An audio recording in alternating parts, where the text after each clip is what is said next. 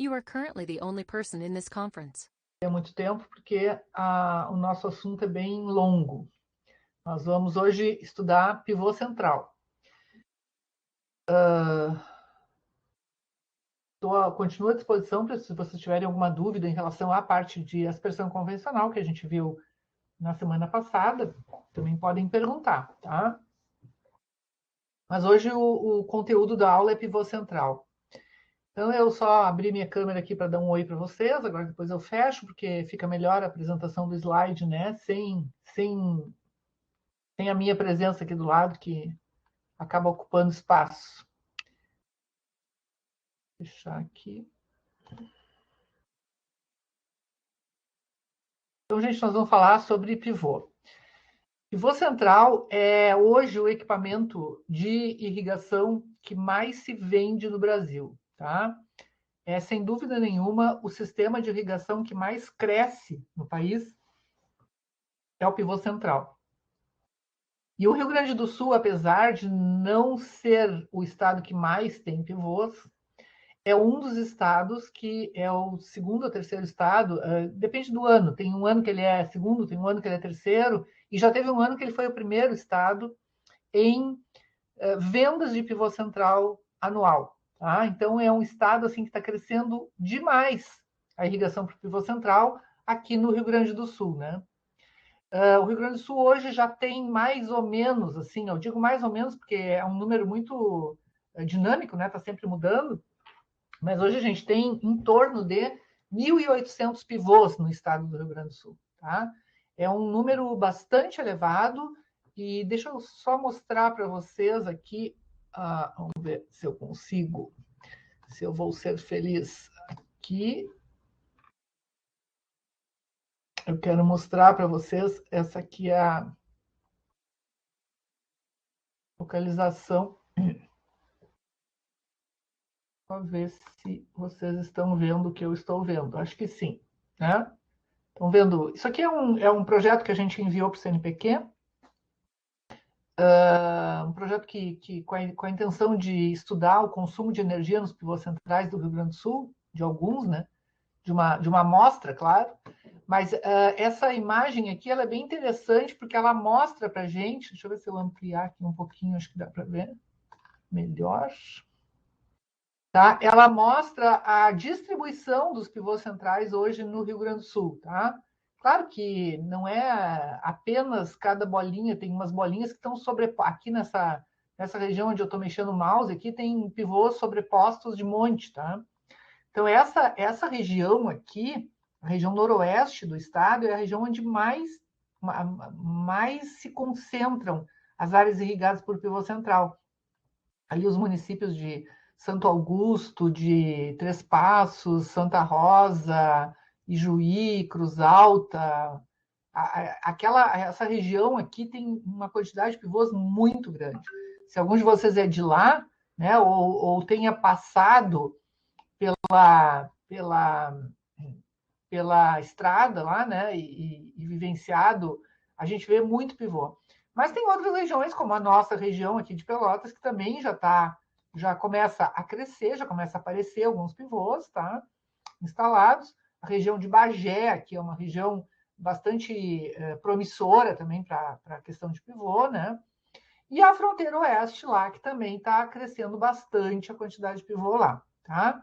Então, a gente tem hoje no estado já uma área irrigada por pivô central que, segundo o relatório da ANA, já contempla um polo de irrigação. Tá? Então, nós temos aqui no Rio Grande do Sul 3 polos de irrigação e um deles é arroz, e 2 polos de irrigação que são com pivôs já. Qual é a importância de ser um polo de irrigação? A importância de ser um polo de irrigação é que a ANA, Agência Nacional de Águas, ela começa a olhar de outra forma para a irrigação aqui no estado, né?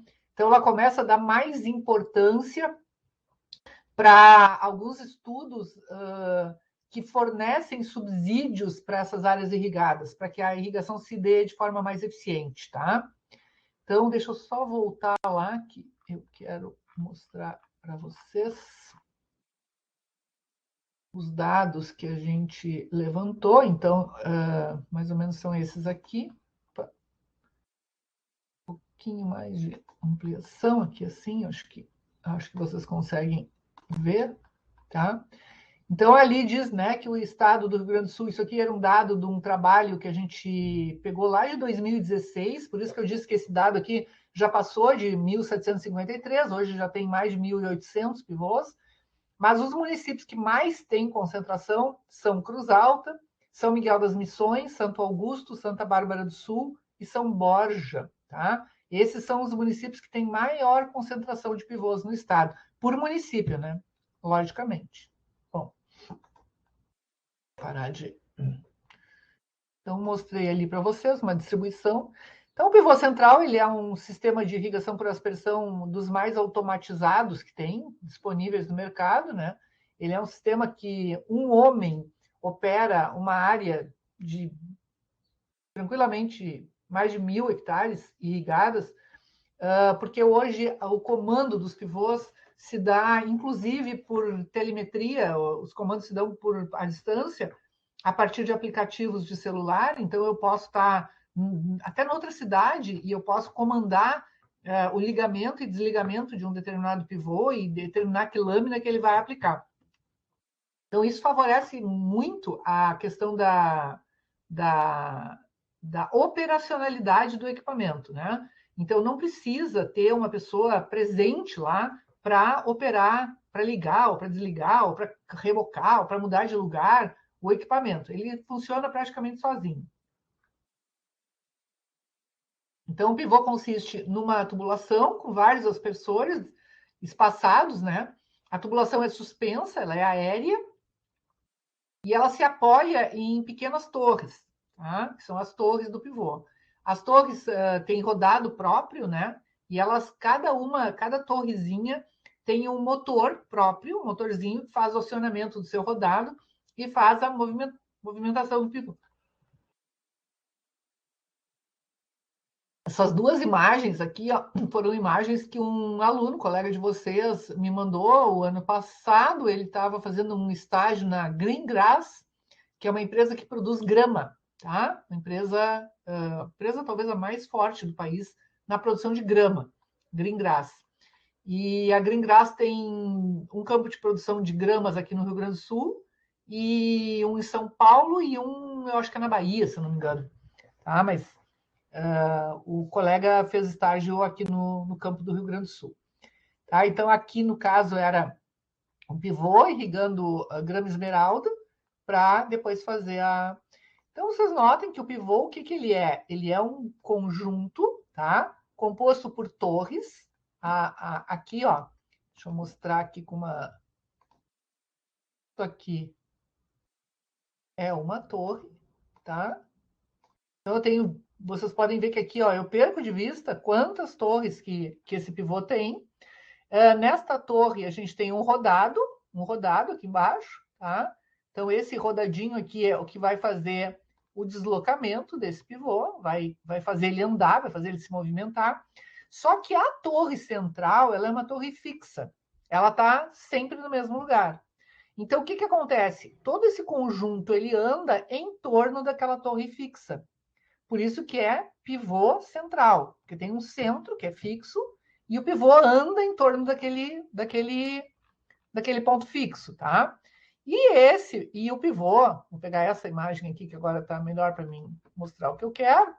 E o pivô, então, ele tem uma tubulação que a gente chama de linha lateral do pivô, que é essa tubulação aqui onde eu estou mexendo o mouse, tá? Que é por onde a água vem. Então, lá da estação de bombeamento até o centro do pivô, eu tenho uma tubulação que é enterrada. Por que ela é enterrada? Porque o pivô passaria por cima dela, né? Então, o rodado do pivô teria que passar por cima se ela não fosse enterrada. Então, na área cultivada do pivô, a tubulação é enterrada. Depois, fora da área, se não quiser enterrar, não enterra. Mas dentro da área, a tubulação central é enterrada. Então, a água vai da bomba até o centro do pivô. Lá no centro do pivô, então, ela sobe na torre central e aí ela vem aqui de forma aérea. Então, nessa tubulação aqui, são presas as bengalas, onde na ponta das bengalas eu tenho os aspersores. E os aspersores, então, aqui nessa foto, nessa imagem, eles estão já trabalhando e está formando, então, essa névoa que a gente consegue ver aqui, que, na verdade, é água pulverizada. Tá? Esse aqui é um outro pivô, também semelhante. A foto está um pouco melhor, então a gente consegue ver melhor o detalhe das bengalas, o detalhe dos aspersores. Eu já falei, acho que até em cima dessa foto mesmo que eu falei na aula passada, na aula retrasada, tá? Esse pivô aqui é um pivô com arroz, é no município de São Borja, tá? É de um aluno, um ex-aluno, que me mandou a foto. Tá? Aqui outro pivô, mesma detalhes, né? Para olhar o detalhe da torre. Então, a torre é uma torre metálica e ela tem um motorzinho aqui, ó. Esses motorzinhos das torres são motores elétricos. Então, mesmo os pivôs que são movidos a diesel, e existem pivôs movidos a diesel, logicamente, né? Onde não tem energia elétrica tem que ser diesel. Mas os motorzinhos que movimentam o rodado, eles são motores elétricos, de 1 CV, tá? Então, em cada torre tem um motorzinho de 1 CV. Mas aí, como é que faz quando não tem energia elétrica? Todo pivô central diesel, ele tem acoplado a ele um gerador de energia. Porque ele tem determinadas coisas no pivô que tem que ser energia elétrica, tá? Como esse acionamento, por exemplo. Eu não teria operacionalidade eu ter um motorzinho em cada torre que fosse, por exemplo, a gasolina. Eu teria que estar sempre abastecendo esses motores, eu teria que estar comandando o liga e desliga deles de forma mais manual, né?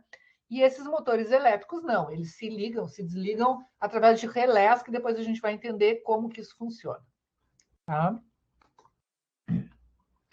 Aqui um outro pivô, e esse aqui eu quero chamar a atenção que esse pivô, ó, no lance final dele aqui, ó, no balanço final dele, normalmente, depois da última torre, a gente tem um chamado balanço.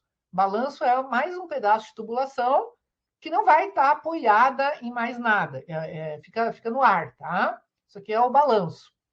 E esse pivô aqui, ele tem no balanço um canhão, tá?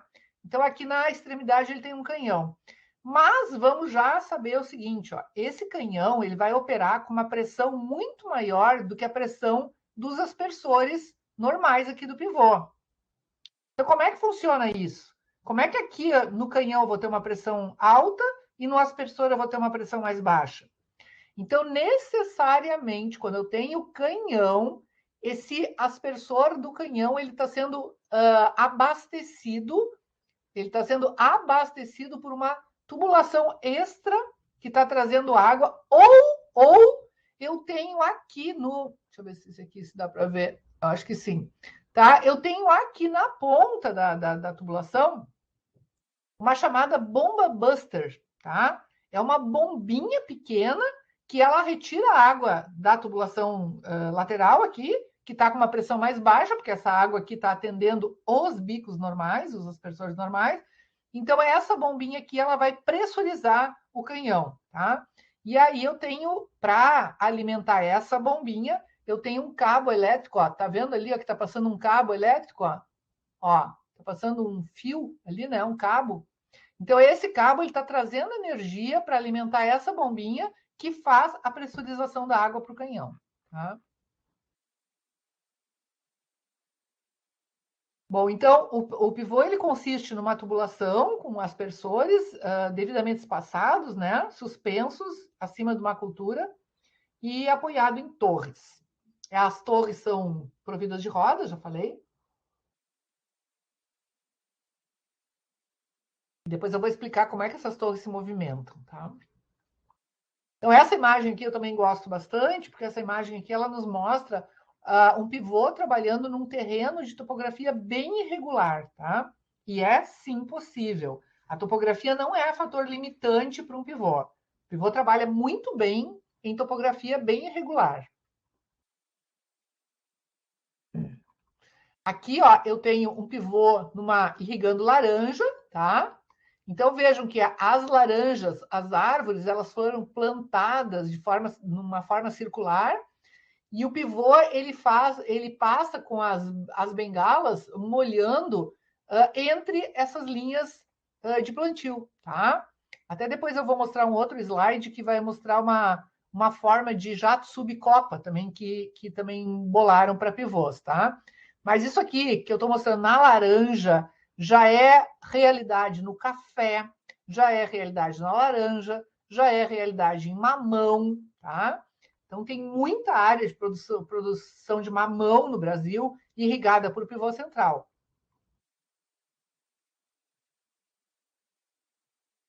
Esse aqui não tem nada demais para mim mostrar. Deixa eu ver o que eu...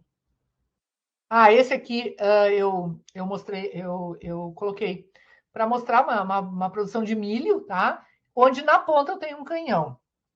Então, qual é a vantagem de eu ter um canhão aqui na ponta do balanço, tá? É prorrogar, é aumentar ainda mais o círculo molhado. No momento que aquele canhão ele joga água aí a 30 ou 40 metros de distância, eu consigo ter mais uma bordadura de área irrigada no pivô. Mas assim, gente, vantagens e desvantagens disso. Aumentar a área irrigada, isso é bom. Desvantagem, aumenta o consumo de energia, porque o canhão ele exige uma potência alta para o seu funcionamento, tá? Em função da pressão dele. Outra desvantagem é que essa área que ele avança, ela fica uma área bem desuniforme, tá? Ela não fica uma área uniforme em termos de lâmina de água. Ela fica bem desuniforme, tá? Mas muitos produtores fazem para ganhar esse a mais de área ali, além da área já irrigada pelo equipamento.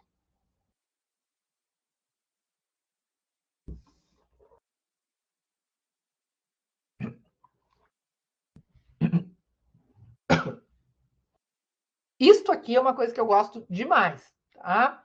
Isso aqui se chama boi irrigado, tá? Então, o que é isso aqui, gente? Isso aqui é é um sistema, digamos assim, bolado, produzido pelo brasileiro, tá? E que está funcionando muito bem, que é a gente irrigar boi, quer dizer, fazer uma pastagem e através do uso de cerca elétrica aqui, ó, eu faço a contenção de áreas e eu faço um sistema de pastoreio rotativo, tá? Então, o gado, ele pasta de uma fatia dessas de pizza para outra, para outra, para outra, e à medida que ele avança aqui, essa pastagem vai se recuperando. Então, eu vou colocando água e adubo, né, ureia ou alguma complementação, e essa pastagem vai se recuperando. Então, quando o gado volta, quando ele chega aqui, esse pasto já está pronto de novo, tá?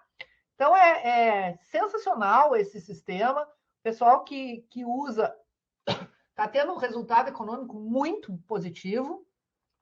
Aqui no centro, a foto não é tão boa, né?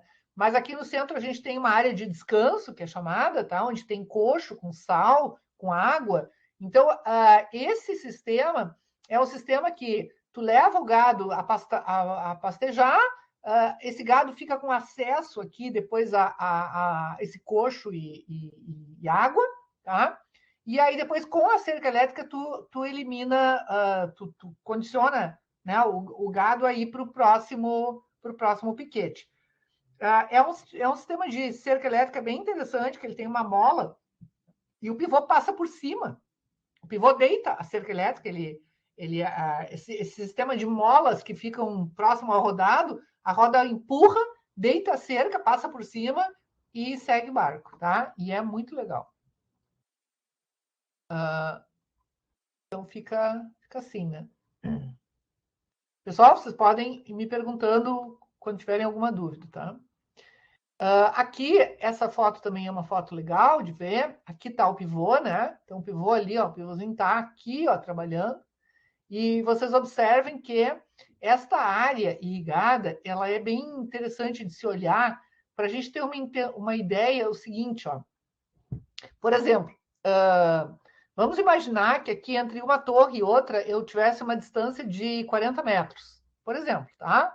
fosse 40 metros. 1, 2, 3, 4, 5, 6, 7, 8, 4, 32, 320 metros, mais ou menos, de diâmetro, tá? Mais ou menos, só para a gente ter um parâmetro de comparação. Então, se a gente tem 40 metros entre uma torre e outra, observem que esses últimos aspersores aqui, ó, da última porção do pivô, para eles fazerem uma volta completa nesse pivô, eles vão ter irrigado uma área muito, muito maior do que essa porção inicial aqui, ó. Esses primeiros 20 metros aqui, ó. Esses primeiros 20 metros, eles fazem uma volta completa e eles irrigaram só aquele pedacinho ali. Depois, a segunda fatia vai irrigar só esse pedaço aqui. A terceira vai irrigar esse, a quarta vai irrigar esse. De forma que o último lance aqui, ó, ele tem uma obrigação de cumprir uma área muito maior. Bom, em que isso implica, gente? Isso implica que aqui no último lance eu vou ter que colocar muito mais água do que eu coloco lá no primeiro lance. Para que toda a área receba a mesma lâmina, tá? Então, à medida que eu venho lá do centro do pivô, eu venho para cá, para a periferia, os volumes de água que tem que ser aplicados em cada um desses lances vai aumentar. Como é que se faz isso? Agora eu vou mostrar para vocês como se faz isso, tá? Então, eu tenho duas formas de fazer isso. Ou trabalhar com diferentes tamanhos de bico, aqui, diferentes tamanhos de aspersores. Então, eu começo lá com um aspersor bem pequeno, e aí vou crescendo o tamanho do aspersor até chegar aqui com aspersores com bicos bem grandes, tá? Ou eu modifico a distância entre os aspersores. Então, lá eu tenho um aspersor bem mais afastado do que o outro, e aqui eu vou aproximando eles. À medida que eles vão chegando na periferia, eles vão se aproximando para dar conta de largar mais água, tá? Mas isso também é um problema, por quê? Porque se a área é grande, é bem grande, e esse raio for um raio bem grande, vai acontecer que aqui na ponta eu vou ter um dilúvio de água. Eu vou ter uma intensidade de aplicação de água muito elevada para poder ficar igual àquela parte lá do início, tá? E isso é ruim, porque isso, dependendo do terreno, pode até me causar erosão. Eu vou mostrar depois umas fotos para vocês que vocês vão ver do que eu estou falando, tá? Só para chamar atenção ainda nessa foto, aqui onde está passando a minha mãozinha, ó, aqui é uma estrada de acesso que sempre, todo pivô, ele tem que ter uma estrada, tem que ter um caminho por onde veículos possam entrar, por onde um trator possa entrar, quer dizer, sei lá, eu preciso ir lá na torre central para levar alguma coisa, para buscar alguma coisa, ou para ir lá mesmo, para ligar o pivô, para desligar. Então, aqui tem uma estrada, tá? Isso é de praxe. E aqui, essa imagem, também gosto muito de você, para mostrar para vocês, né? Isso aqui é numa fazenda, tá? É a Fazenda Bagiza, lá em Ibicoara, na Bahia, tá? Então, para mostrar, assim, ó, uma fazenda, ó. 1, 2, 3, 4, 5, 6, 7, 8, 9, 10, 11, 12, 13, 14, 15 ou mais pivôs centrais, tá? Numa única fazenda. Então, o que para nós aqui nós ainda estamos, assim, começando, mas começando muito bem, porque a gente está numa velocidade muito alta de aquisição desse tipo de equipamento. Em outros estados, como lá na Bahia, por exemplo, isso aqui já é bem, bem tradicional, né? Agora mesmo, recentemente, conversando com colegas de vocês que foram fazer estágio lá o Luiz Felipe foi fazer estágio, João Felipe, ele foi fazer estágio em, como é que é o nome daquela cidade? Luiz Eduardo de Magalhães, na Bahia. Então, ele ficou trabalhando lá, já está trabalhando lá, acho que quase um ano, depois que ele se formou. E ele já foi direto para uma fazenda que só lida com pivô central, tá? Depois tem outros colegas ali que foram para Goiás, que foram ali para o Centro-Oeste, e tá todo mundo sempre me mandando foto e me mandando coisa, porque tá sempre... outro dia, a Aline Miura, se lembram da Aline Miura?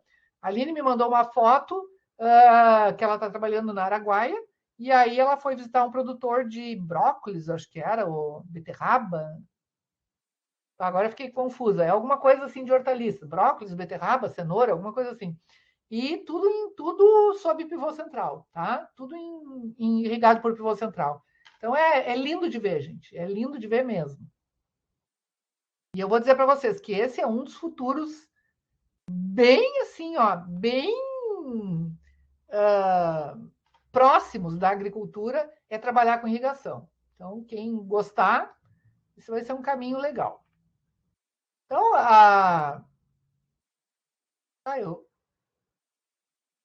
eu peguei uma apresentação errada. Eu até vou trocar a apresentação, porque eu troquei esse slide na apresentação. Deixa eu ver se eu me acho aqui. Senão vai dar apresentação errada, gente. Agora, como? Pá.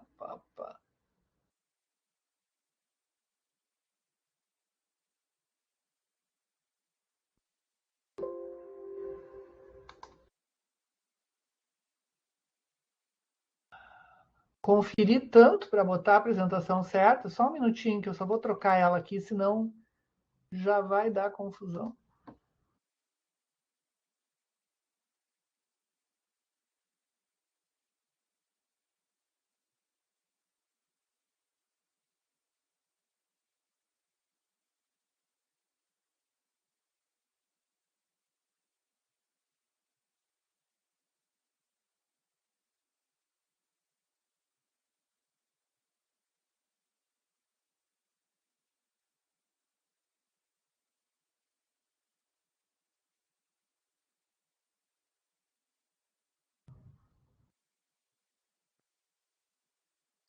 Só um minutinho, gente.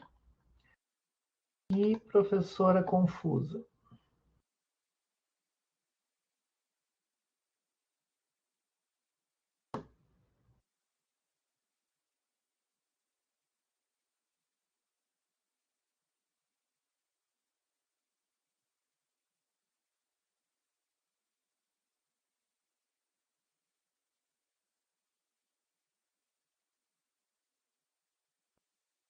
Agora o EAL não quer aceitar outro vídeo, mas já vou resolver isso.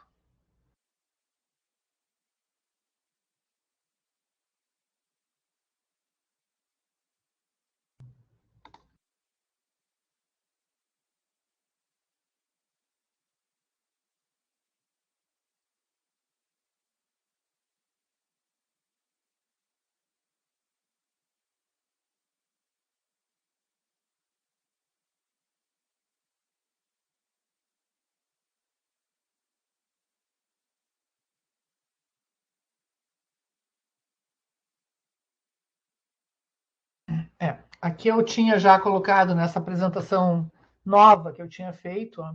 Por isso que eu estava achando estranho que esse slide não tinha entrado ainda, e depois lá no outro que eu fui me dar por conta. Então, aqui aparece a questão da distribuição das áreas, a torre central, tá? Mas não é esse o principal. Aqui é que eu senti falta, tá? Primeiro aqui, ó. Quando eu falei ali da distribuição das áreas aqui, tá? E que eu mostrei para vocês que essa área externa ela é muito maior do que aquela área do primeiro lance lá, do primeiro vão, do pivô, tá? O que eu estava me referindo é isso aqui, ó. Se eu tenho uma distribuição de área assim, ó, vamos imaginar que eu tivesse um pivô, tá? Um pivô com este comprimento de raio aqui, ó. Então, se eu dividir 25% da área, 25%, dividir a área em 4 porções iguais em termos de área, eu vou notar que esse último pedacinho aqui, ó, vai ficar muito menor. E aquele primeiro vai ficar muito maior. Por quê? Porque para mim ter a mesma área aqui que eu tenho nessa última volta, precisa ter um raio muito maior aqui, certo? Bom, eu tinha dito para vocês que como é que a gente faz essa distribuição para que os aspersores apliquem a mesma lâmina em todos os vãos, tá? Então, do centro para a lateral, ou eu uso aspersores menores no centro e vou trabalhando com aumento do tamanho do aspersor à medida que ele se afasta do centro, que é o que mais se faz, tá? Essa aqui, na verdade, é a disposição que mais se usa, é a gente trabalhar com variação de tamanho de aspersor, tá? E não de espaçamento, tá? Então, a gente pode também trabalhar com tamanho e espaçamento, quer dizer, aumentar o aspersor e diminuir o espaçamento junto. Ou a gente pode apenas pegar e botar o mesmo aspersor, tá? Mas com variação de espaçamento.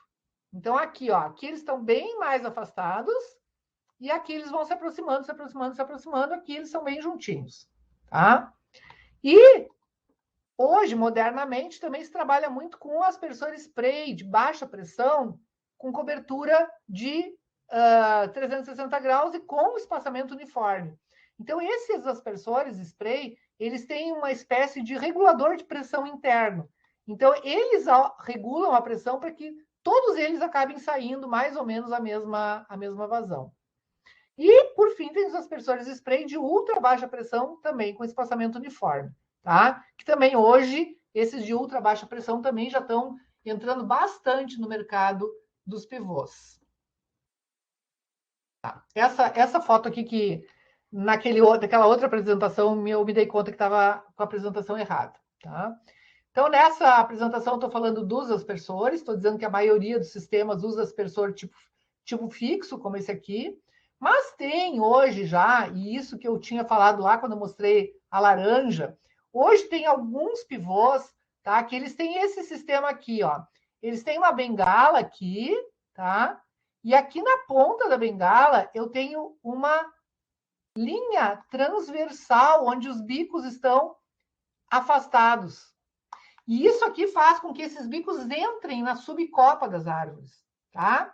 Então, o pivô passa, essa bengala vai passar nas entrefilas, tá? Nas entrelinhas de plantio, e lá na ponta, bem quase rastejando no solo, eu vou ter uma barra que vai levar o bico lá quase no pé da planta, tá? Então, esse é um pivô, assim, bem moderno, utilizado em fruticultura.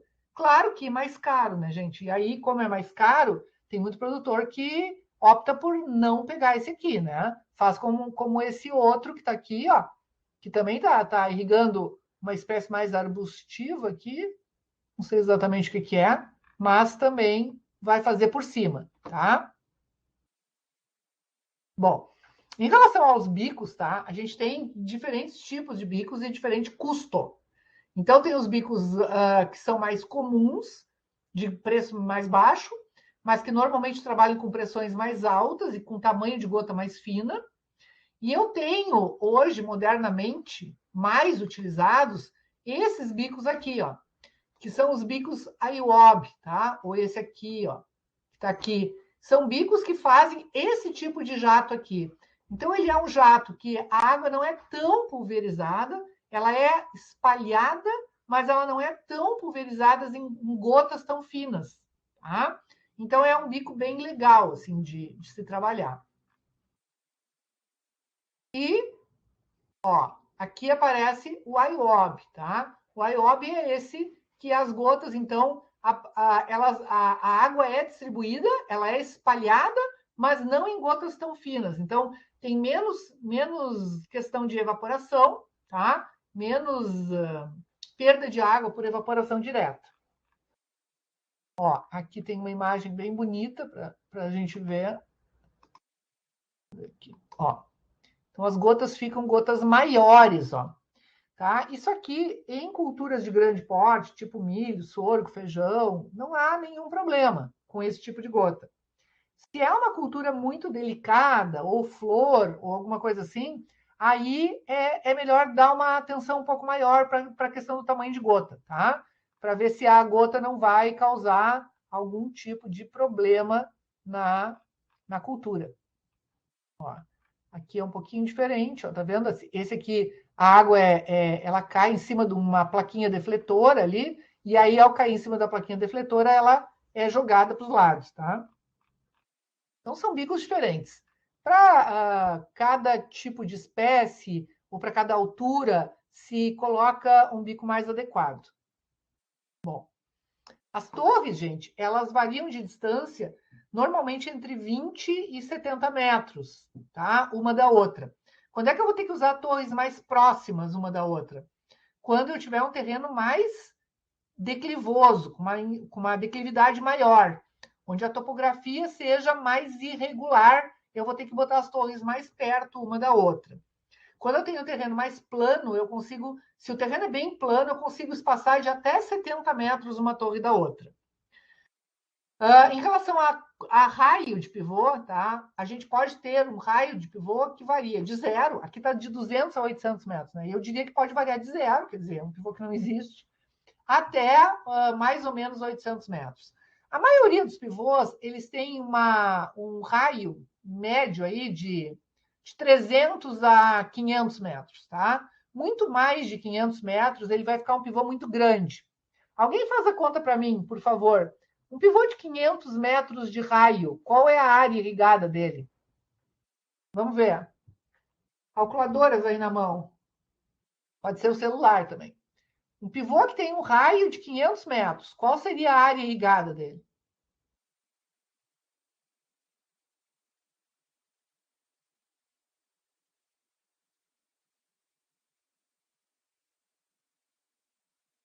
Estou só aguardando a resposta.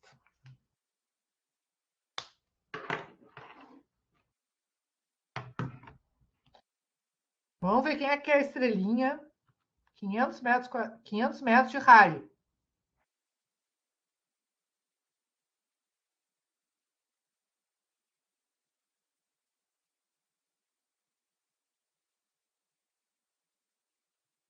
Quantos hectares?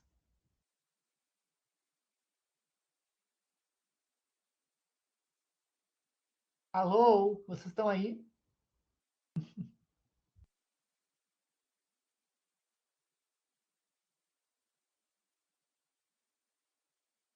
Como é que se faz isso, gente? É a área de um círculo, né? Não é a área de um círculo?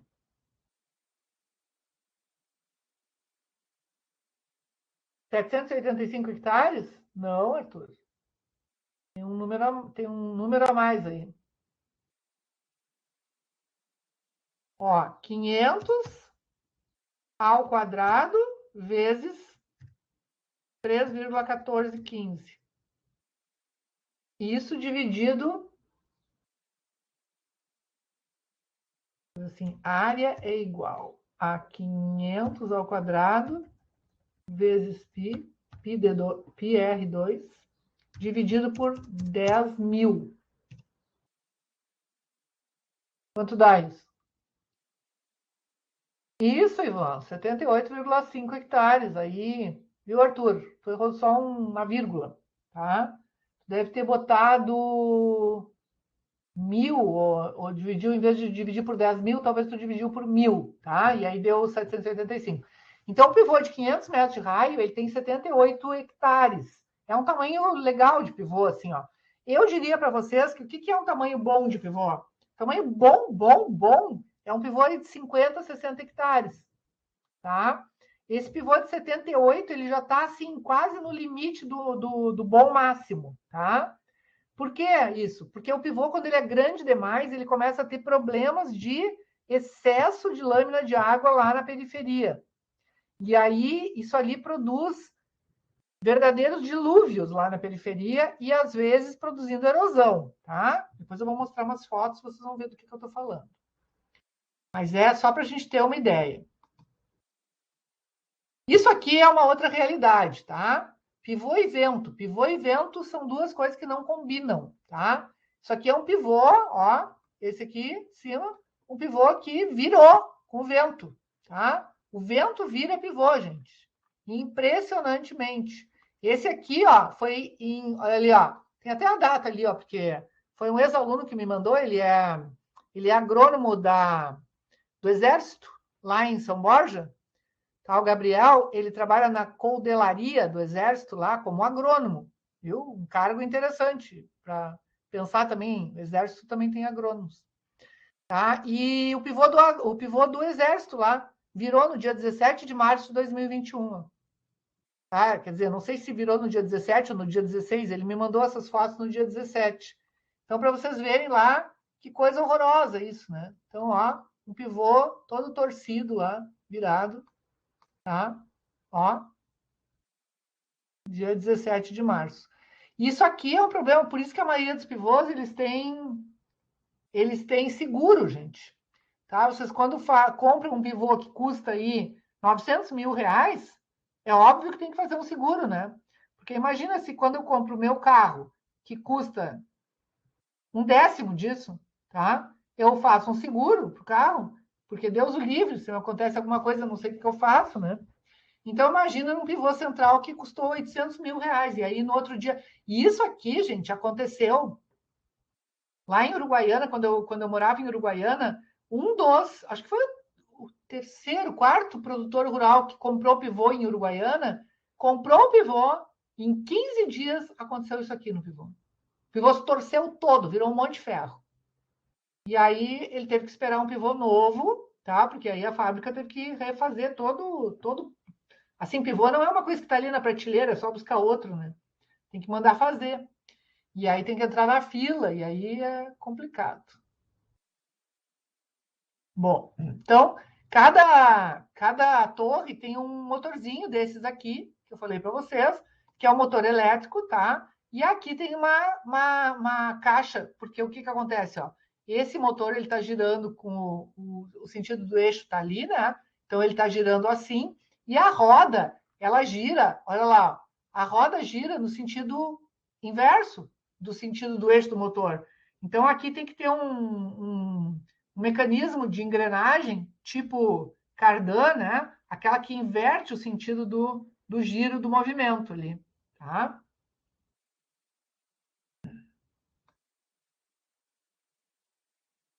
Aqui, ó, é um pivô com uma área bem acidentada, também em São Borja lá, tá? E aqui, no caso, as torres estão distanciadas de 40 metros uma da outra, tá? Nesse caso, desse pivô aqui.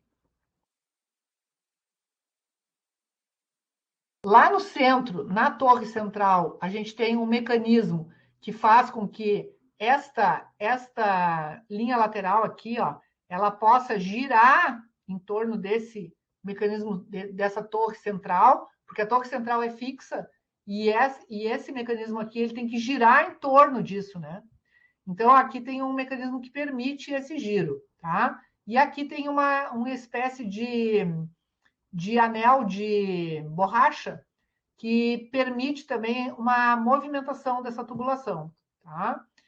Normalmente, quando o pivô está ligado, vai acender uma lâmpada aqui para mostrar de longe. Tu está lá na caminhonete, passando na estrada, tu enxerga que a lâmpada está ligada e vai ver que o pivô está ligado. A base, então, ela é fixa, né? Como essa aqui, tá? Vamos olhar essa primeiro, tá? Essa base fixa, ela é fixa numa estrutura de concreto, então a gente faz uma base de concreto e fixa, no caso, o pivô ali, tá? Essa tubulação que eu falei para vocês, que aqui está aparecendo só a parte que já está saindo do solo, ó, mas essa tubulação ela vem enterrada pelo terreno e ela aqui na torre central ela sai, se levanta aqui, ó, e ela vai, então, fazer a conexão aqui com a linha lateral, tá? Então, essa... E aqui, na torre central, também se localiza o painel de controle, que é essa caixa aqui, ó, que quando a gente abre ela, depois eu tenho uma outra foto que eu vou mostrar, quando a gente abre essa caixa, aqui estão os comandos de liga, desliga, vai para frente, vai para trás, liga com água, liga sem água, tá? E um dos principais elementos do pivô está dentro dessa caixa que se chama relé percentual. O relé percentual vai dizer para nós com que velocidade o pivô vai andar. Já vamos falar sobre isso.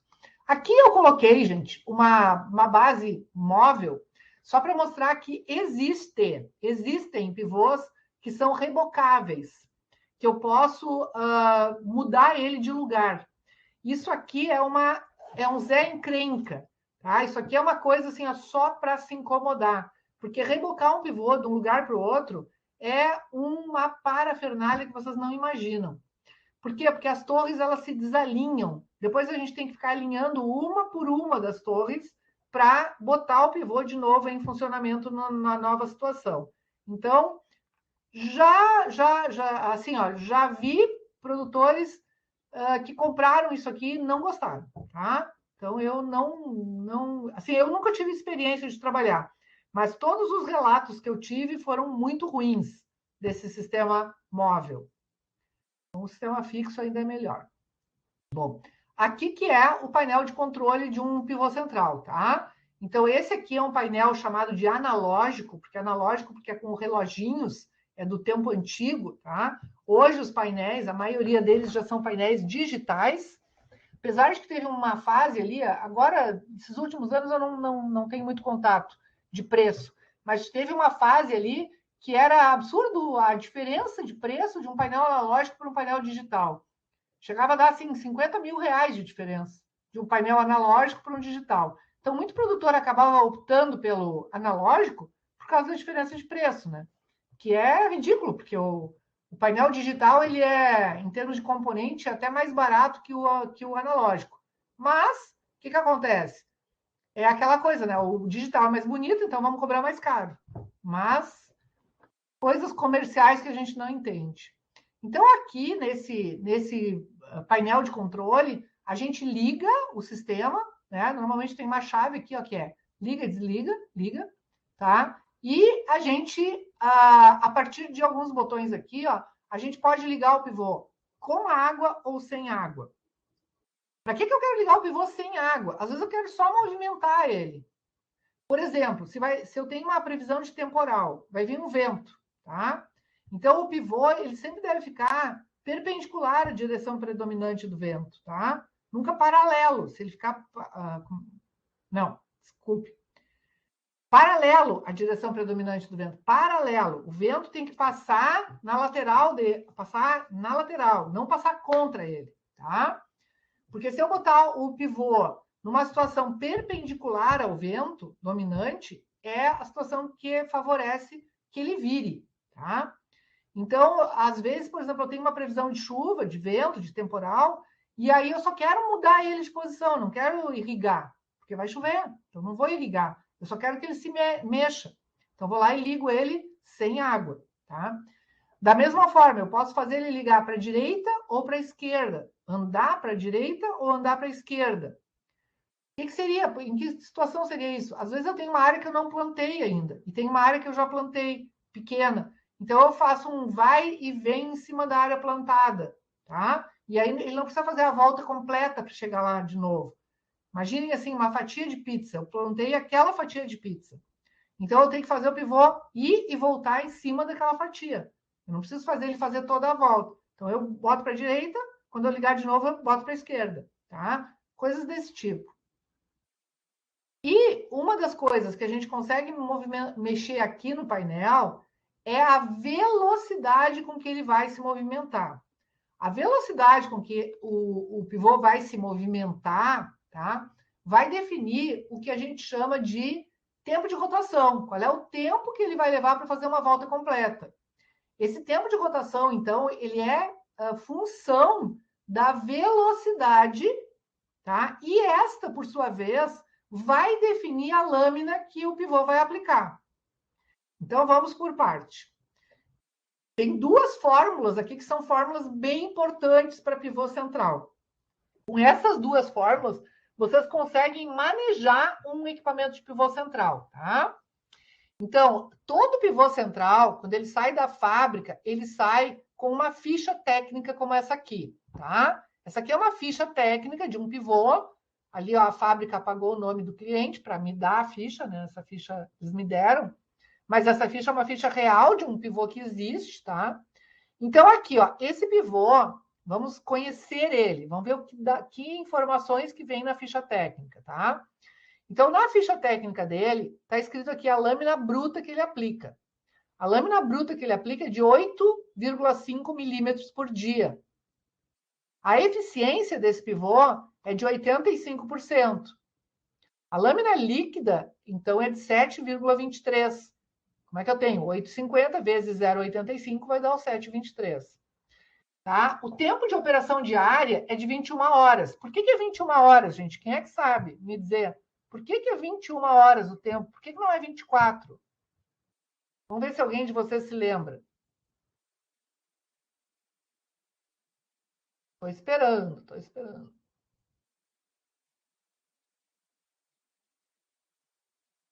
Vamos lá, Ivan. Por que, Ivan, que é 21 horas e não é 24 horas o tempo?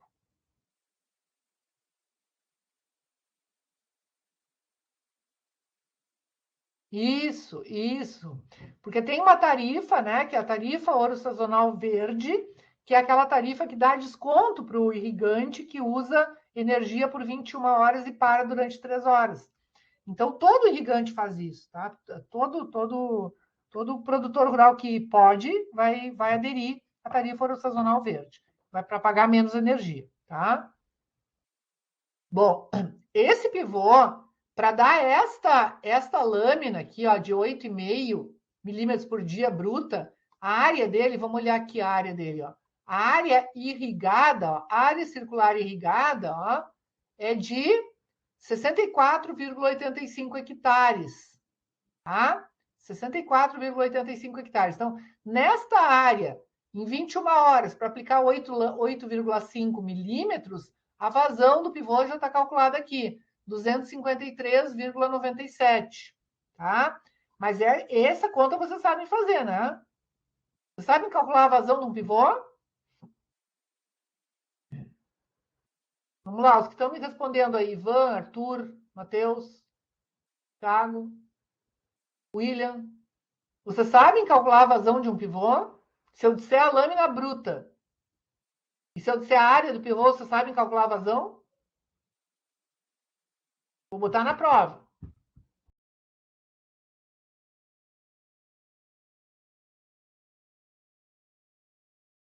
Isso aqui eu venho ensinando vocês a fazer desde lá da hidrologia. A hidrologia vocês não fizeram ainda, né? Tá, mas já fizeram a hidráulica. Na hidráulica eu também ensinei a fazer vazão do pivô. Vamos lá. Se não sabem, eu vou fazer aqui no chat para vocês entenderem, tá? Eu quero aplicar 8,5 milímetros de lâmina bruta, tá? Milímetros. Isso aqui é igual a 85 metros cúbicos de água por hectare. Aí, por hectare. Por hectare. Tá. Aí eu multiplico isso por 64,85 hectares. E isso vai me dar... Deixa eu fazer a conta aqui para... 85 vezes 64,85... 5.512,25 metros cúbicos de água. Tá? Esse é o volume de água que eu preciso para aplicar 8,5 milímetros de água em 64,85 hectares. E agora, para saber a vazão, eu só divido esse volume, 5.512,25, dividido por 21 horas. Que vai me dar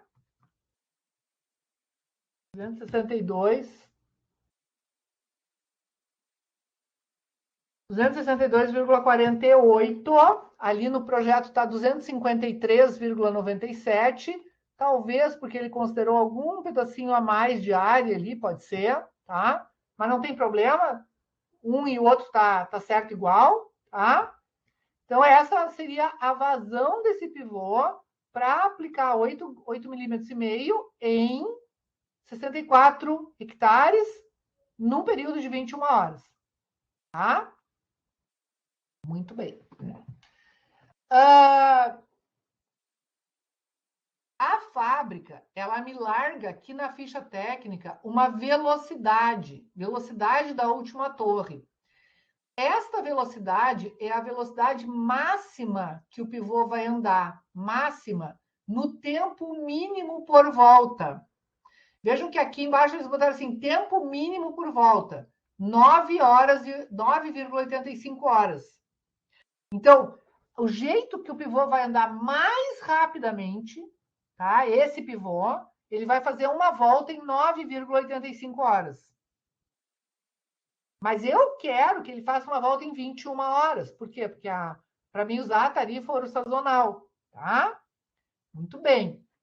Então, agora que a gente tem esses dados aqui, ó, agora deixa eu vir para cá e depois eu vou voltar lá na ficha técnica, tá? Então, eu venho aqui, ó, e eu sei que o pivô, quando ele estiver andando na maior velocidade dele, que é com 100% de relé percentual, o que é o relé percentual? Ele está dando a máxima velocidade dele, 100% de movimento, tá? Quando ele está dando 100% de movimento, a velocidade dele, eu tirei daqui, ó, a velocidade dele Aqui, a velocidade da última torre é 253,4. Tá? E nesse caso, ele tem um tempo de rotação de 9,85 horas. Está escrito aqui, ó. Tempo mínimo por volta, 9,85. E aplica uma lâmina bruta de 3,85. Aqui, lâmina bruta mínima por volta, 13,99. Eu achei 13,85, eles acharam 13,99. Isso aqui é porque eu fiz a conta aqui. Como é que eu fiz essa conta? Então, eu fiz essa conta baseada nesta fórmula. O tempo de rotação, esse 9,85, ele sai da onde? Ele sai dessa fórmula. O tempo de rotação é 2 vezes π vezes o raio, dividido pela velocidade periférica. Então, qual é o raio desse pivô? O raio desse pivô, onde é que está aqui, ó? Aqui, ó. Comprimento até a última torre. Comprimento até a última torre. 397,40 metros. Então, se vocês pegarem esta fórmula e escreverem no raio da última torre, 397,4. Vou escrever aqui para vocês fazerem essa conta. 397,4 é o raio da última torre. E a velocidade periférica é de 253,4. Tá? Da onde saiu esse 253,4? Da ficha técnica do pivô. Professora, mas eu não sei essa ficha técnica, eu não tenho essa ficha técnica. Então, o que a gente faz? A gente vê na velocidade máxima qual é a distância que o pivô vai percorrer e quanto tempo que ele leva para fazer essa volta. E aí a gente calcula essa velocidade periférica. Bota o pivô a trabalhar. Liga o pivô na posição 100% do relé percentual, vai lá na caixa de comando e bota 100%. E faz ele andar. Sem água. Faz ele andar vazio. Tá? E conta quanto tempo ele leva para fazer uma volta completa. Pronto. Aí tu já sabe a velocidade. Por quê? Porque a distância que a última torre percorre é o quê? A distância que a última torre percorre é o perímetro da circunferência. E o tempo que ela leva, então, esse perímetro dividido pelo tempo vai dar a velocidade. Se não tiver na ficha, se vocês não têm a ficha, tá? Ah, peguei um pivô lá para trabalhar que não tem ficha, ninguém sabe onde é que está a ficha. Então, monta uma ficha para ele, tá? Vai construir uma ficha para ele. Vocês me entenderam? Bom, calculado aqui, ó, alguém fez o tempo de rotação com esses dados que eu botei aqui? Vamos lá, vamos pegar uma calculadora e vamos fazer, gente. Depois eu vou botar uma questão dessas lá na prova, vocês não vão saber fazer. 2 vezes π. Até eu vou fazer 2 vezes π vezes 397,4 dividido por 253,4. Alguém fez? 9,85, né? Isso aí. Fez também, Ivan? Isso. Então tá, então esse 9,85 aqui, ó, a gente já sabe de onde que ele saiu, tá? Esse 9,85. Agora vamos ver essa lâmina bruta aqui, ó. Essa lâmina bruta é a lâmina que o pivô vai aplicar quando ele der uma volta em 9 horas, 9,85 horas, tá? Qual é a lâmina que ele vai aplicar? É a menor lâmina possível que ele vai aplicar, porque é quando ele anda mais rápido. Vocês entenderam que a velocidade vai definir a lâmina? Por quê? Porque quanto mais rápido o pivô andar, menos tempo ele tem para aplicar água em cada lugar, então a lâmina que ele aplica é menor. Quanto mais devagarinho o pivô andar, maior é a lâmina que ele vai aplicar, tá? Então, ó, quando ele faz uma volta completa em 9 horas e 85 dá 0,85 vezes 60, 9 horas e 51 minutos, ele vai aplicar uma lâmina de 3,85 milímetros, lâmina bruta.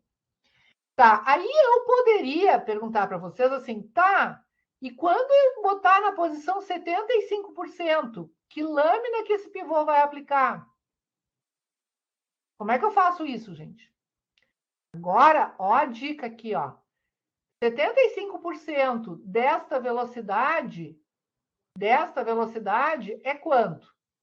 Ó, 75% de 253,4. Eu vou pegar 253,4 vezes 0,75. Deu quanto?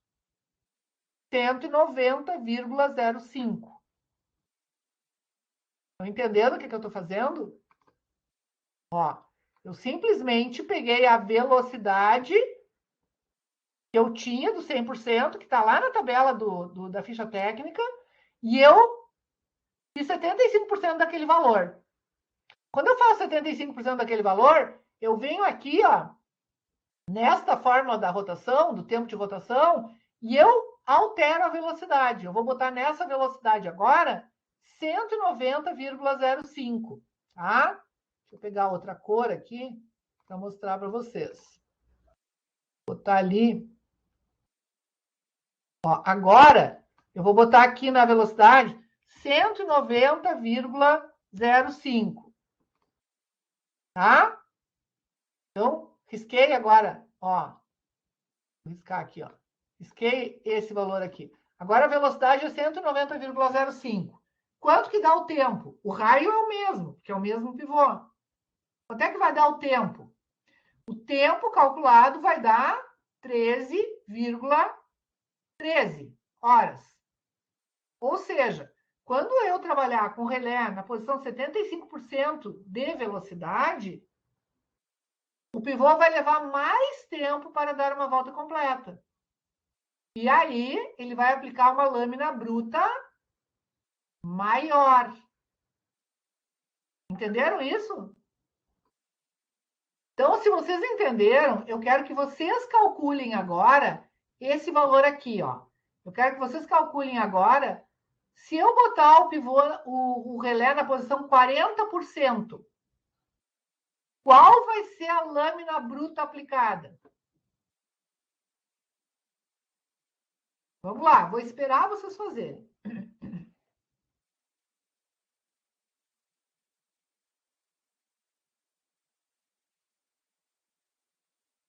O que tem que fazer? Tem que fazer a velocidade, 40% daquela velocidade inicial lá.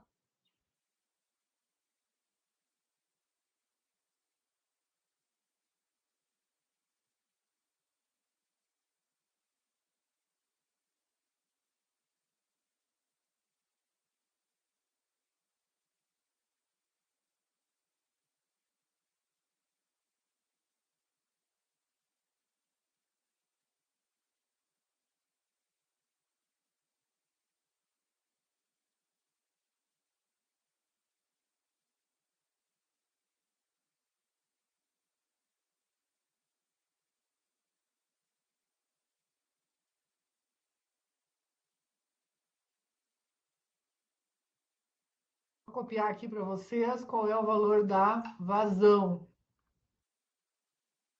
A vazão desse pivô é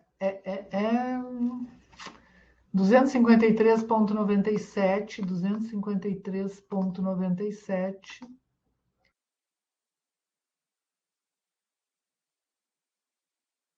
É o valor da vazão. E a área irrigada é de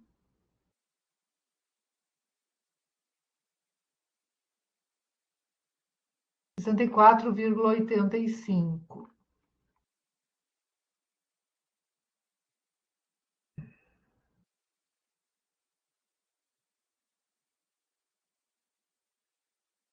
E agora vocês vão me dizer qual é a velocidade na posição 40%.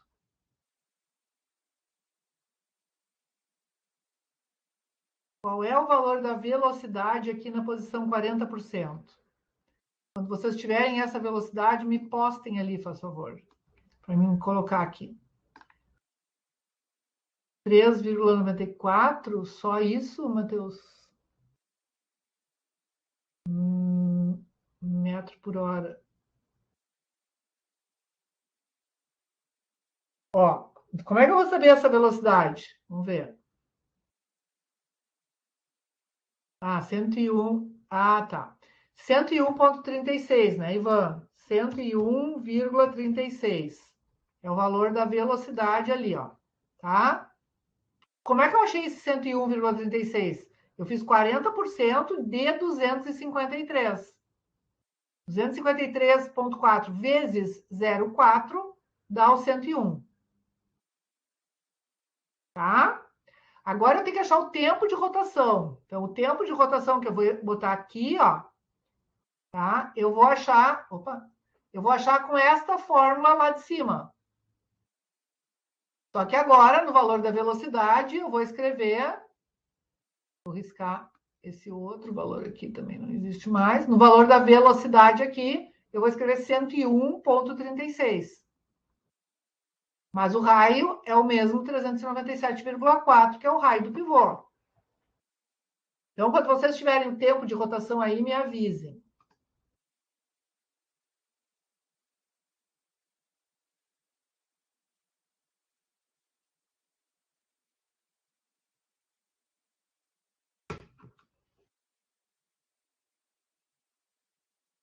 Uma dica, tem que dar mais do que 9, tem que dar mais do que 13. Porque os tempos vão crescendo. À medida que a velocidade vai diminuindo, o tempo para dar uma volta vai aumentando.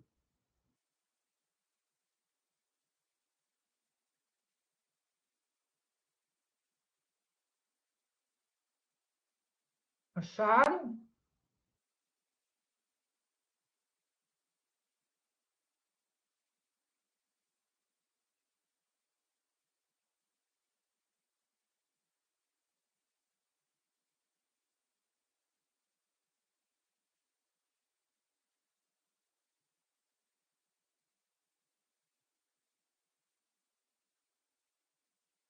Vinte e quatro vírgula sessenta e três. Ótimo, Matheus. Não, Thiago. Ótimo, Thiago. 24,63 horas. E agora, por fim, quando eu coloco, então, o relé percentual na posição 40% no pivô, lá no painel de controle, eu ligo ele, boto 40% da velocidade, que lâmina que ele vai aplicar? Agora a gente faz calculando por aquela fórmula azul ali, ó, que está no quadro azul. A vazão é a mesma, a vazão do pivô é sempre a mesma. Se eu ligar a bomba, ela vai botar aquela vazão que foi a vazão de projeto, tá? O tempo de rotação é o tempo que a gente calculou, agora aí, os 24,63. E a área do pivô é 64,85. Vezes 10, vai dar 648,5. 9,64? Beleza, ó, 9,64 milímetros. Então, a gente já sabe que na posição 40%, o pivô vai levar mais de 21 horas para dar uma volta completa, certo? Então, eu tenho que achar uma outra posição. Vamos fazer rapidão aqui, ó, 30%, mas rapidão mesmo. Agora vocês já sabem fazer. Vamos lá, vamos achar a velocidade dele a 30%. Quanto é a velocidade dele a 30%? Alguém diz aí rapidamente.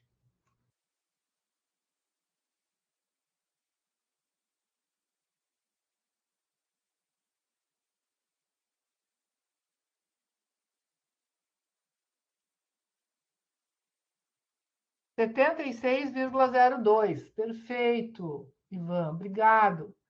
E agora vamos achar aqui o tempo de rotação dele com esta velocidade. Qual é o tempo de rotação quando a velocidade é 76,02?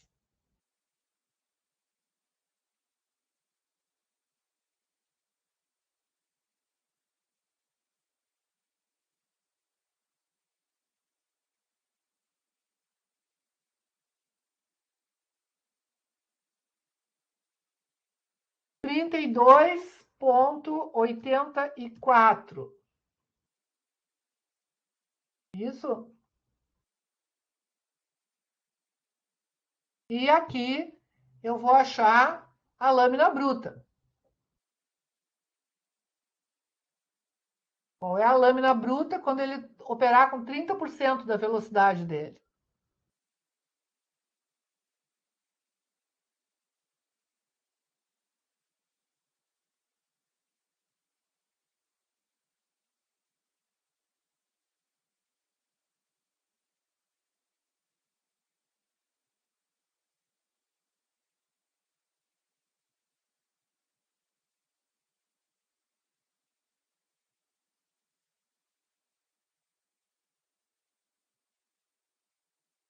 Doze vírgula oitenta e seis, beleza.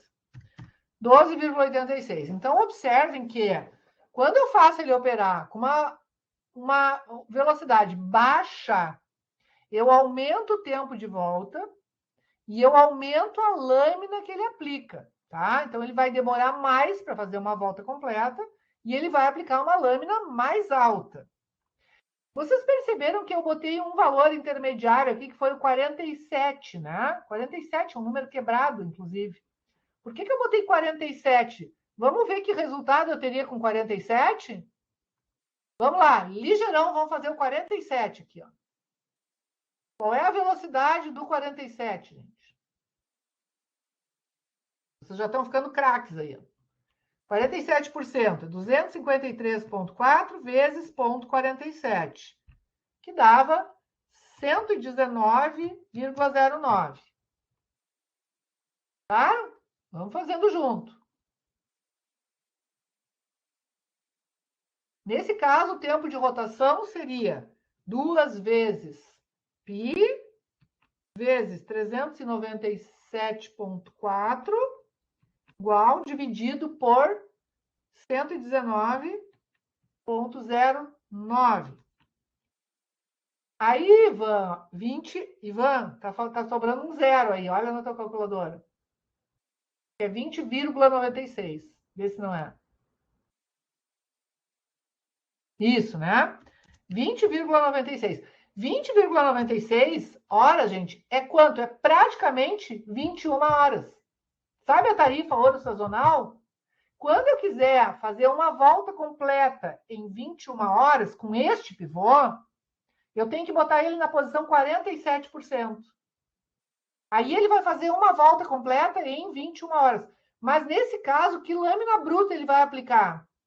Vamos calcular? Qual é a lâmina bruta que ele vai aplicar?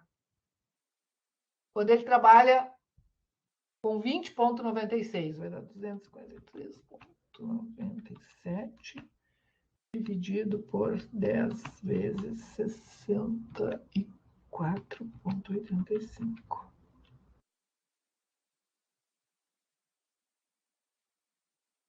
8,2.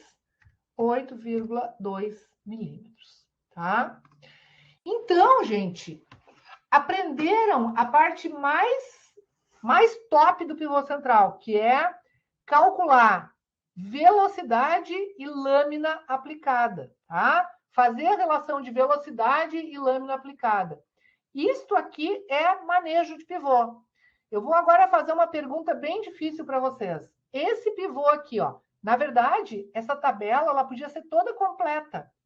A gente podia perder 20 minutos e calcular toda ela. 100%, 95%, 90%, 85%, de 5 em 5%, calcular todas as percentagens e todas as lâminas aplicadas. Mas eu vou fazer uma pergunta para vocês. Eu plantei soja, tá? Plantei a semana passada e tá nada de chuva, cara. Tá um solaço aí, ó, e não chove. E a soja está embaixo de um pivô. Então eu estou pensando de ligar o pivô. Qual a posição do relé percentual que vocês acham que eu poderia ligar esse pivô simplesmente para fazer essa soja nascer? Só para fazer ela germinar. O que vocês acham? Será que eu preciso ligar ele na posição 47%? Não tem raiz, né? Não tem raiz ainda. Tem só o grãozinho lá que precisa receber uma umidade para poder germinar. Em que posição vocês ligariam esse pivô? Numa situação de início, assim, ó, arrancada. Vamos ver. Me deem uma luz aí.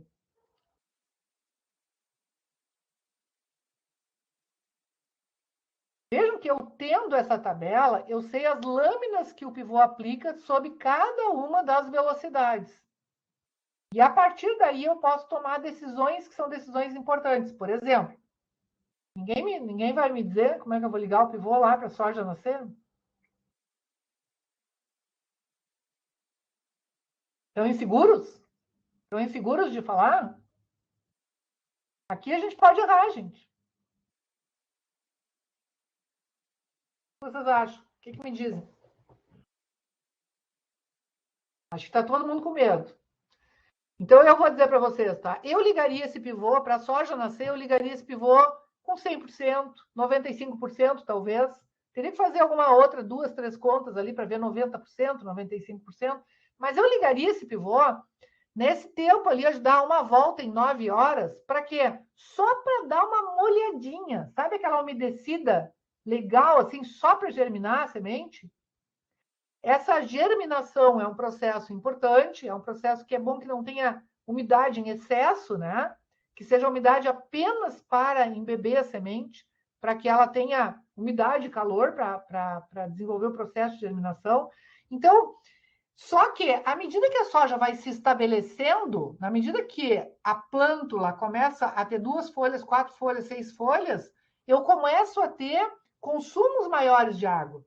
E quando eu tenho esses consumos maiores de água, eu vou olhar na tabela e eu vou definir em qual posição eu vou ligar, sabendo que se eu ligar acima de 47%, quer dizer, abaixo, né, no caso, com velocidade mais alta do que 47%, velocidade mais alta não, velocidade mais baixa e lâmina mais alta, eu vou incorrer em mais de 21 horas. E aí eu tenho que pensar por causa da questão do uso da tarifa de 21 horas, tá?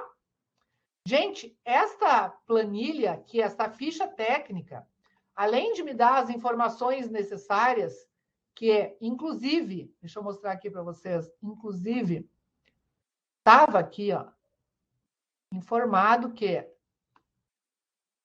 com 47% de relé percentual, eu daria os 8,5 milímetros, tá? Então, estava informado aqui. Mas, de qualquer forma, às vezes a gente não tem essa ficha. Mas nessa ficha eu também tenho a altura manométrica total do meu projeto. E eu tenho um dado aqui muito importante que eu quero chamar a atenção de vocês, que é a especificação da bomba, a especificação do motor, tá? E mais do que isso, eu tenho aqui também elencado o consumo de energia. Então, aqui aparece a potência absorvida no eixo da bomba e o consumo médio de energia no eixo por hora, tá? Então, esse consumo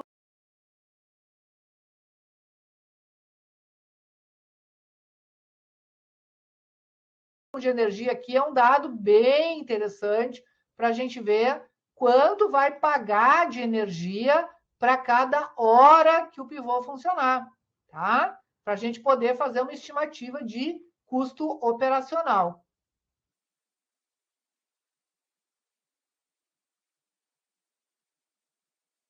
Bom, hoje nós temos pivôs que funcionam completamente teleguiados, como a gente chama, né? Então, são pivôs que funcionam a partir do escritório. Eu, com alguns comandos num computador ou num próprio celular, num tablet, eu consigo fazer o pivô andar para a direita, andar para a esquerda, aplicar uma determinada lâmina, andar com uma velocidade X, com uma velocidade Y, alterar a posição do relé percentual e fazer com que ele se mova de forma que eu deseje, tá? Bom, o movimento do pivô sempre começa pela última torre. O que eu estou dizendo com isso? Deixa eu ver a figurinha lá para mostrar para vocês. Essa aqui, tá? Vamos imaginar que esse aqui é o instante zero. Essa primeira linha aqui, ó, é a minha linha e as torres. Eu tenho uma torre central, a primeira torre, a segunda torre e a terceira torre. No instante inicial, eu liguei o pivô, o que vai acontecer? Vai acontecer que a última torre, essa terceira torre, começa a se movimentar. Nesse instante, a última torre se movimentou e ela desalinhou em relação às outras. Quando ela desalinha em relação às outras, ela dá um comando através do desalinhamento, ele aciona um relé, uma chave relé, uma chave que, à medida que ela se desalinha, ela força um contato elétrico e ela liga o motor da segunda torre.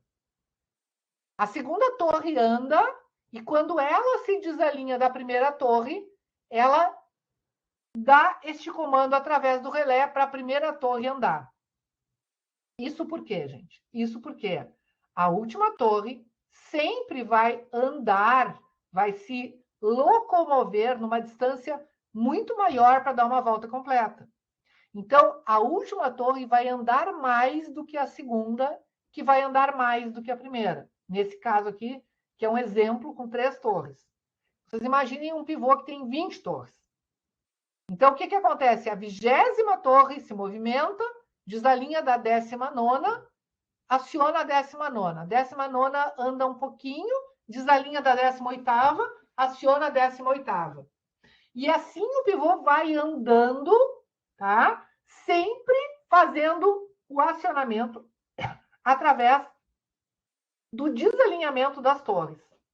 Então, observem uma outra coisa. Quando eu ligo um pivô na posição 100% do relé percentual, eu estou dizendo para a última torre que ela não deve parar nunca. Ela deve andar 100% do tempo. Então, de cada 10 minutos, ela vai andar 10 minutos, a última torre. Por isso é a velocidade chamada de máxima. Quando eu digo para um pivô que ele vai andar na posição 50%, eu estou dizendo que a última torre vai andar 30 segundos e vai parar 30 segundos. Vai andar 30 segundos e vai parar 30 segundos. Vai andar 30 segundos e vai parar 30 segundos. Ou seja, ela vai se movimentar com 50% da velocidade comparativa que ela se movimentaria se ela andasse sempre. Então, se ela andar sempre, 100% do tempo a última torre está em movimento. Se ela andar na posição 50%, significa que na metade do tempo a última torre está andando e na outra metade do tempo a última torre está parada. Da mesma forma, isso vai ser uma cascata, porque se a última torre anda 30 segundos e para 30 segundos, a penúltima torre vai andar por um período de tempo, que eu não sei se é 30 ou se é menos tempo, e vai parar por um outro período de tempo. Por que eu digo que eu não sei? Porque depende do arco que ela vai percorrer. A penúltima, a antepenúltima, a antepenúltima e assim sucessivamente. Vocês entenderam isso? Vocês entenderam como é que se dá esse movimento de torres e como é que o pivô faz, então, para a última torre andar mais do que as outras? Me respondam se entenderam. Sim? Beleza, então tá. As torres, então, elas são estruturas, né, metálicas, elas têm um motorzinho, eu já falei de 1 CV em cada uma. Aparece aqui, tá? Já falei sobre isso. Uma outra coisa importante para falar de pivô também é dos pneus. Nem todos os pivôs são iguais, tá? Os pivôs podem vir de fábrica com pneu estreito, fino e pequeno, e ele pode vir de fábrica com pneu largo, maior, de maior diâmetro e mais robusto, tá? Isso implica em custo, tá? Isso implica em custo. O pneu, quanto mais estreito, mais pequeno, ele vai ser mais barato. Quanto mais largo e mais robusto, ele vai ser mais caro. Em que situação que eu tenho que me preocupar com o pneu? Eu tenho que me preocupar com o pneu do trator, das torres, quando o meu solo for propenso a atolamento. Pivô atola, tá? Pivô atola. Então, em situações de excesso de umidade, o pivô pode atolar. E é uma encrenca um pivô atolado. Porque quando ele atola, ele desalinha as torres e ele precisa ser realinhado por tração. O que é por tração? Eu tenho que pegar um trator e puxar a torre até alinhar ela com a outra, tá? Isso dá uma trabalheirazinha, assim, é chato de fazer. Eu já passei por algumas situações dessas e sei que é bem chatinho de realinhar o pivô, tá? Aqui, ó, eu tenho uma foto de um pivô atolado. Esse aqui foi lá na Greengrass, aquela empresa que produz grama, tá? Então, o pivô atolou. Ele atolou por quê? Porque o solo é muito fofo, estava umedecido, tá? Às vezes é uma área de baixada dentro do pivô. Então, qual é a solução para isso aí, gente? É empedrar, fazer uma estrada para a roda passar por cima, tá? E, preferencialmente, trabalhar com rodado mais largo e um pneu mais robusto, mais caro, tá? Por isso que quando a gente faz um orçamento de pivô, tem 2 pontos do orçamento que vocês têm que olhar com muita atenção. Um deles é diâmetro de adutora. Eles costumam botar um diâmetro menor para baratear o pivô. Só que isso vai implicar numa perda de carga, perda de energia mais alta e vocês vão pagar energia mais cara. Então, um pivô com diâmetro de adutora maior, ele é mais caro para comprar, mas ele vai gastar menos energia para o resto da vida. Segundo ponto é pneu, tá? Até vou falar em 3 pontos, tá? Então, primeiro ponto que eu falei para vocês é adutora. Segundo ponto que eu estou falando para vocês é pneu, tá? Então, cuidado na escolha do pneu, para o pneu ser compatível com o solo que vocês têm, certo? E com o tamanho do pivô também. Um terceiro ponto importante é o aspersor. Então, procurem um aspersor de menos impacto, um aspersor que pulverize menos a água, um aspersor que tenha uma eficiência de aplicação de água maior. Tá? Esses 3 pontos são 3 pontos bem importantes na hora de definir projeto. Já que eu estou falando nisso, e agora me veio uma luz assim que eu não falei num assunto bem importante para vocês. Tá? Bem importante mesmo. E acho que até vou botar uma questão valendo presença sobre isso. Tá? A questão é a seguinte. Que fatores oneram um pivô? Quais são os fatores que deixam ele mais caro ou mais barato? Eu quero botar um pivô lá fora da minha propriedade. E eu, então, estou pensando, escolhendo um lugar, onde que eu vou botar o pivô, etc. E aí eu quero saber quais são os fatores que vão onerar esse custo do equipamento, tá? Então, anotem o que eu vou falar para vocês. Primeiro ponto que deixa o pivô caro, tá? É lâmina bruta muito alta. A lâmina bruta do pivô, ela é definida pela necessidade de irrigação da cultura. Então, eu preciso estudar, por exemplo, eu vou plantar milho em Pelotas. Então, eu tenho que estudar qual é a evapotranspiração esperada para Pelotas, para milho, tá? Nos meses mais quentes, de forma a garantir que o pivô coloque aquela lâmina necessária. Se eu vi que a lâmina necessária para o milho em Pelotas é uma lâmina de 7 milímetros por dia, não tem por que eu comprar um pivô que aplique 11 milímetros de lâmina bruta em 21 horas. Porque para mim aplicar, por exemplo, 11 milímetros de lâmina bruta em 21 horas, isso faz com que o tamanho da minha bomba, o tamanho da adutora, o tamanho do motor, tudo seja maior. E isso vai onerar, vai tornar o pivô bem mais caro. Então, primeiro ponto, lâmina bruta. Segundo ponto, distância do pivô até a fonte de água. Distância. Eu tenho uma barragem, um açude na minha propriedade e a área que eu quero botar o pivô fica a 1.500 metros de distância. Eu vou ter 1.500 metros de adutora para comprar. Isso vai fazer o pivô ficar caro. Terceiro ponto, a altura do pivô em relação à fonte de água. Eu tenho um açude na minha propriedade e a área que eu quero botar o pivô está a 12 metros acima do açude. Isso vai deixar o pivô caro. Por quê? 12 metros de altura de recalque, além da pressão de funcionamento do pivô, além das perdas de carga, além de tudo. Qual é a melhor área para baratear um pivô? É a área do lado do açude. é eu botar o pivô do lado do açude. Porém, se a área do lado do açude é uma área ruim, ruim que eu digo, é uma área que não tem boa fertilidade, ou é uma área que atola muito, é uma área assim, ó, é uma área muito baixa, muito ruim, não é legal também. Então a gente tem que balancear as coisas, tá? A gente tem que escolher uma boa área que seja bem drenada, principalmente, tá? Porque assim como a falta de água gera problema, o excesso de água gera muito mais problema. Então, eu tenho que pegar uma área que seja bem drenada, de boa fertilidade, porque eu estou botando um aparelho ali em cima, um equipamento, que custa 800 mil reais, 1 milhão de reais, dependendo do tamanho do equipamento. E aí eu vou botar em cima de uma área porcaria? Não, eu tenho que botar em cima da melhor área que eu tenho na propriedade. Não sei se me entenderam, tá? Então, ó, vou voltar a falar.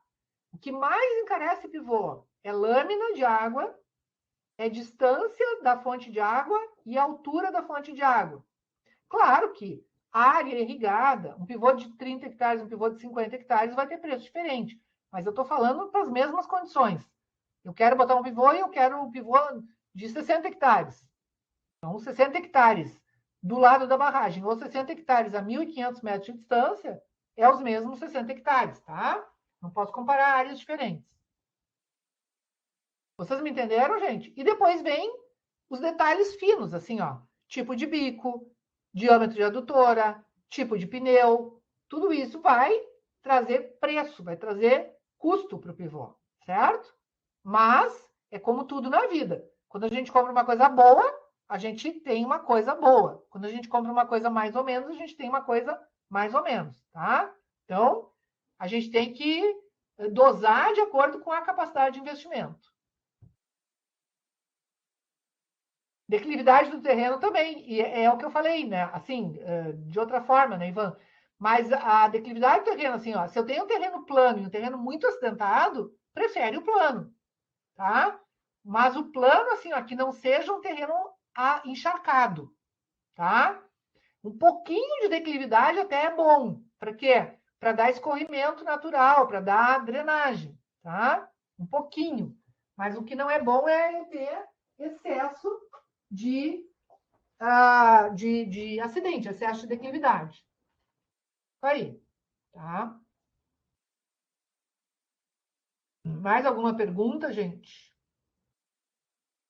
Vamos lá que está em tempo. Aqui eu trouxe umas imagens, isso aqui não é no Brasil, tá? Isso aqui é nos Estados Unidos. Mas isso aqui é um tipo de rodado que eles estão usando lá, que é um rodado tipo esteira, tá? Que é um rodado que também atola menos, tem menos problema de, de atolamento, tá? Aqui no Brasil parece que já tem um ou dois pivôs em São Paulo, se não me engano, ou Minas Gerais, que estão trabalhando com, tipo, experimentalmente estão trabalhando com esse tipo de rodado. Mas essas imagens aqui eu peguei de um catálogo americano. Eu não fui nos Estados Unidos, tá? É só para dizer para vocês. Ah, é, aqui, ó. Aqui aparece um negócio legal. Aqui aparece um negócio legal que em cima do rodado, o aspersor ele não molha na frente do aspersor, tá? Ele molha do lado. Não molha na frente do rodado, desculpa, ele molha do lado. Por quê? Para não fazer com que a roda passe na área molhada, tá? Então ele tem esses desvios aqui laterais para os bicos. São coisas que os caras pensam, né? Aqui também é outro tipo de rodado, que é um rodado de plástico, tá? Para áreas mais secas, áreas bem planas e secas e com boa drenagem. Então esse rodado também está sendo bem utilizado lá pelos americanos. É o mesmo. Bom, aqui é para mostrar para vocês que é possível sim ter um acionamento com motor diesel, tá? Esse aqui é o acionamento de um pivô. Ele tem aqui o motor diesel, tá? Acionando uma bomba KSB aqui, que é a bomba que faz o acionamento do pivô, tá? Só que nesse caso, quando eu uso o motor diesel, tá? Para fazer o acionamento de bomba, eu também vou ter acoplado a essa coisa um sistema de geração de energia, tá? Eu tenho que ter um sistema de geração de energia para gerar aquela energia que vai movimentar os rodados do trator. rodados do pivô. Bom, lá na caixa de controles, a gente tem várias coisas. A chave de ligamento, a chave geral, a chave para seleção do sentido de movimento, um amperímetro, um voltímetro, um orímetro que vai dizer quantas horas o pivô trabalhou. Então, assim, no início da safra, a gente marca lá, né? Tira a quilometragem dele, como a gente diz, e aí depois a gente vê quantas horas esse pivô trabalhou na safra, tá? Tem o pressostato, que vai medir a pressão de funcionamento. Então, a pressão deve ser a pressão que está indicada no manual, indicada na ficha na ficha técnica do equipamento, tá? Eu tenho um botão de acionamento a seco, ou seja, para fazer o pivô andar sem água, tá? E em alguns pivôs, a gente tem uma bomba dosadora de defensivo, tá? Que é opcional aqui.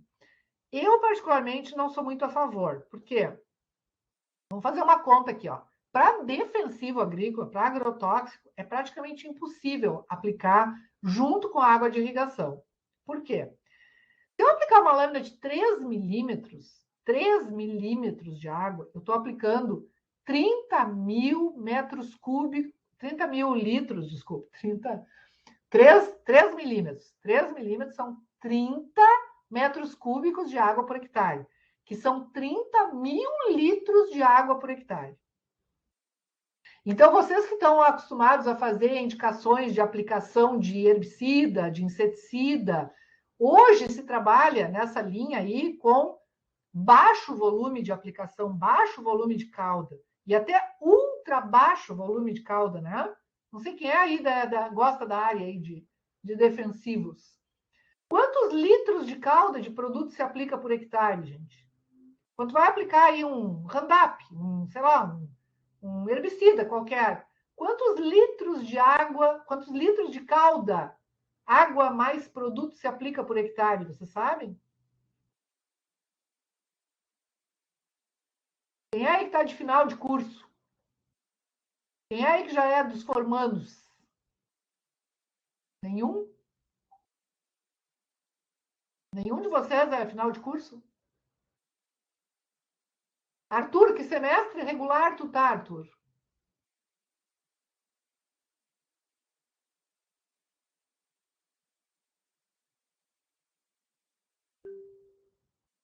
No último de cadeiras. Então, tu já fez as lá, eu sabia. O teu nome, viu? Já tá. Ó, tá gravado. Como é que vocês dizem? Tá marcado na paleta. O teu nome já não era estranho para mim, tá? Arthur, tu já fez as disciplinas lá do Corredor da Morte, né? Sim, né? Então, assim, se tu vai aplicar hoje um herbicida, quantos litros de calda mais ou menos se aplica? Calda. Ah, acho que eu vou ter que chamar o professor Dirceu e dizer, ó, volta Arthur, hashtag volta Arthur para controle de plantas daninhas.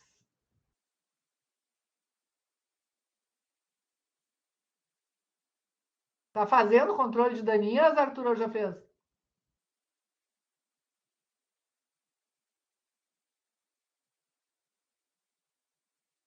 Só específico. Específico aí é, sei lá, 1 litro, 2 litros, depende do produto, né? 5 litros, não sei. 2,5 litros de Roundup. Tá. Então o Arthur não sabe quanto de calda.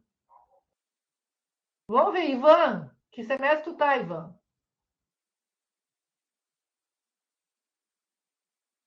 Uma boa conversa essa aqui, gente. Uma boa conversa.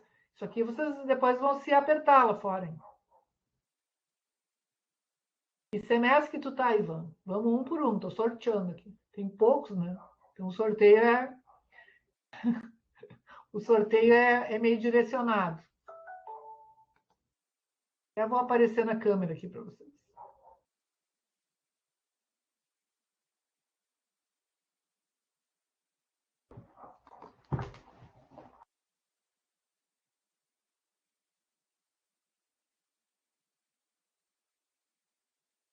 Tô em todos. Como assim tô em todos, irmão? Ah, tu tá em todos os semestres? Tu já fez controle de daninhas? Ivan? Ainda não? Matheus Simeonato, já fez controle de daninhas, Matheus? Já fez controle de pragas? Pode ser também controle de pragas. Tá fazendo. Muito bom. Tiago, já fez? William? Podem se manifestar todos aí. Ainda não, fazendo também. Então tá, quem está fazendo, ó, já pode perguntar lá para o professor. Quem não está fazendo vai pensar, tá? No caso, o Arthur lá até já fez, né, Arthur? Então, assim, ó, se tu tem que aplicar esse Roundup aí, os 2,5 litros de Roundup mais 200 ml de Dash, né? Quanto de calda tu vai botar? Quanta água tu vai botar no tanque do pulverizador lá para fazer essa aplicação? Por hectare. Eu quero saber quanto por hectare, tá? Então, quanta calda se aplica por hectare? 40 litros? 60 litros? 80 litros? 500 litros? Tá? Não é? É pouco. Hoje se aplica, gente, volume de calda baixo. Para quê? Para fazer gota pequena, para fazer gota fina, para ela ter mais contato com o alvo, né? Isso é tecnologia de aplicação, não tem nada a ver com irrigação que eu estou falando aqui. Mas eu tô chamando a atenção porque tem muita gente que diz assim: ah, mas é legal já o pivô porque tu bota o defensivo junto com a água. Se tu botar o defensivo junto com a água, tu tá botando, olha aqui, ó, na menor lâmina daquele pivô que a gente estava olhando ali, a menor lâmina dele era 3 milímetros. 3 milímetros são 30 metros cúbicos de água por hectare, que é igual a 30 mil litros de água por hectare, tá? Então, assim, não tem herbicida que se aplique nesse volume de calda aqui. Isso aqui é lava, isso aqui lava tudo, tá? É muita água, fica muito diluído e aí não tem aplicabilidade no alvo. Por quê? Porque essa água ela vai passar pela folha e vai cair toda no solo. Então, por exemplo, se eu quero aplicar um inseticida e o alvo é o bichinho que está lá na folha, tá? Eu tenho que aplicar um volume de calda baixo para fazer uma gota fina para ela aderir na folha e ela não ficar escorrendo, não é isso? Vocês já estudaram isso lá, né? Nas tecnologias lá. Enfim, estou falando isso só para alertar por que não se recomenda muito essa aplicação. O que se recomenda aplicar junto com a água de irrigação? Ureia. Ureia é ótimo para aplicar junto com a água de irrigação. Então, existe um mecanismo que se compra separado, que é um tanquezinho, que tu bota lá junto com a torre central, lá, tu bota aquele tanque e prepara uma mistura de ureia com água, dissolve a ureia na água, ou já usa a ureia, uma fonte de nitrogênio líquida, tá? E mistura na água e injeta na água de irrigação. E isso sim funciona bem. Porque tudo aquilo que eu quero botar no solo funciona bem eu botar junto com a água de irrigação. Mas o que eu quero botar na planta não funciona bem eu botar na água de irrigação. Me entenderam? Vocês entenderam a lógica disso?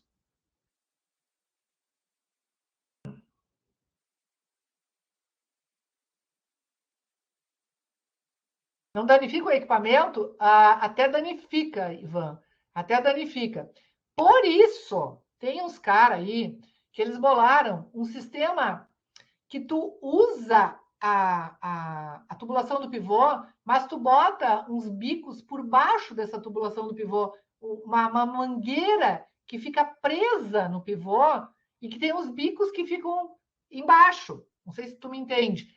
Ou seja, a água não vai dentro, o fertilizante não vai dentro do pivô, tá? Mas isso é um custo separado, é um outro equipamento. Ele só usa a estrutura do pivô, tá?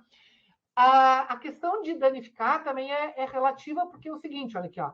A ureia, por exemplo, ela é bem corrosiva, né?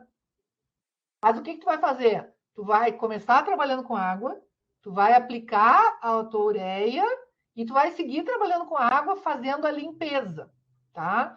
E tem que ser uma ureia bem diluída, porque senão ela vai entupir os bicos, Tem outro problema, né? Se eu colocar a ureia mesmo, ureia, essa que a gente conhece, e tentar diluir ela e ela não ficar bem diluída, ela vai entupir bico, tá? Aí é outro problema que se cria bem sério.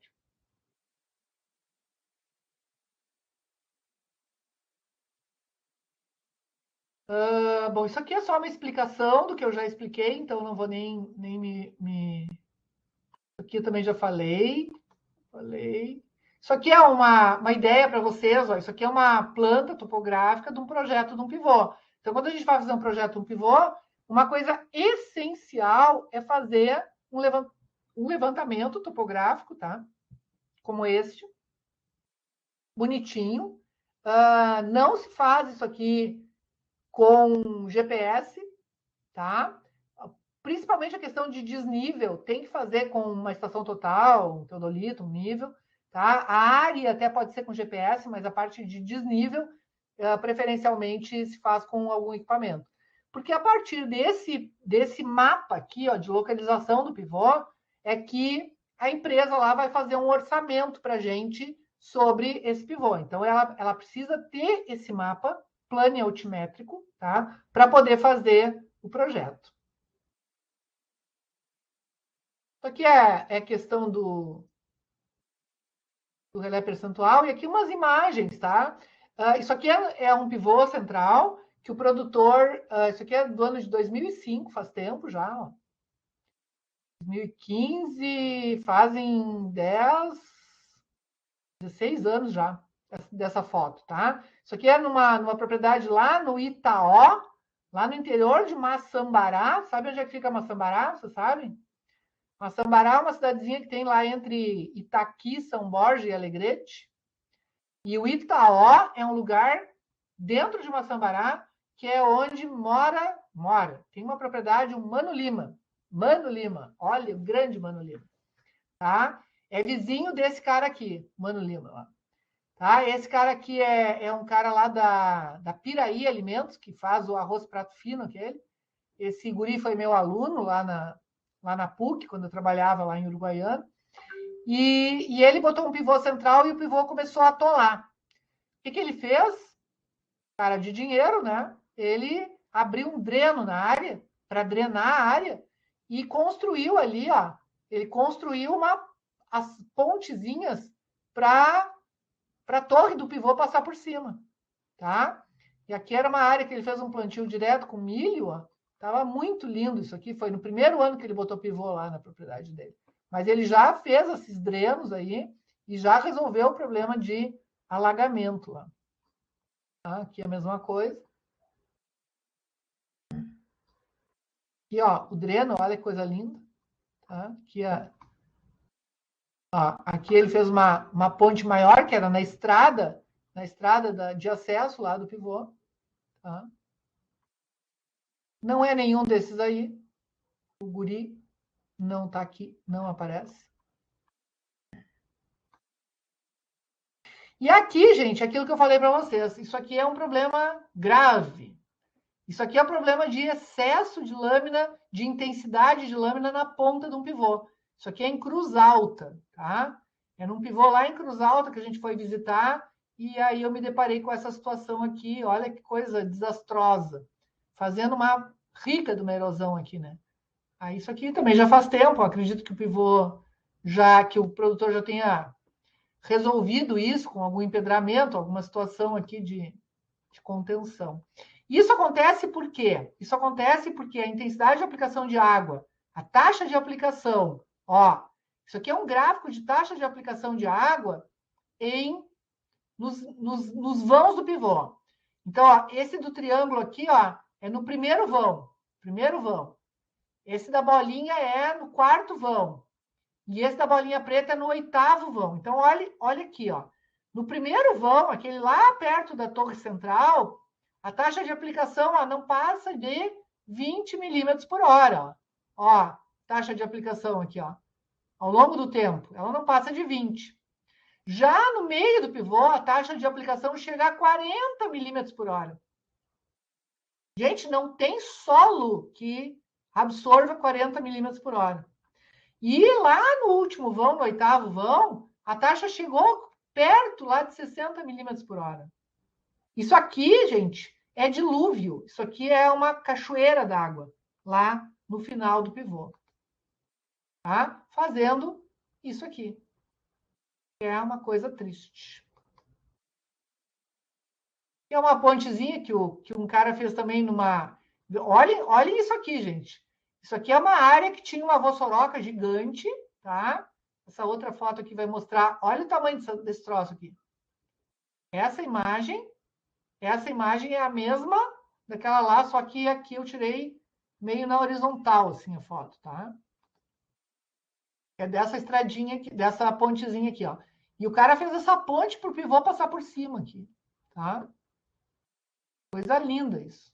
Porque ele estava recuperando essa vossoroca aqui.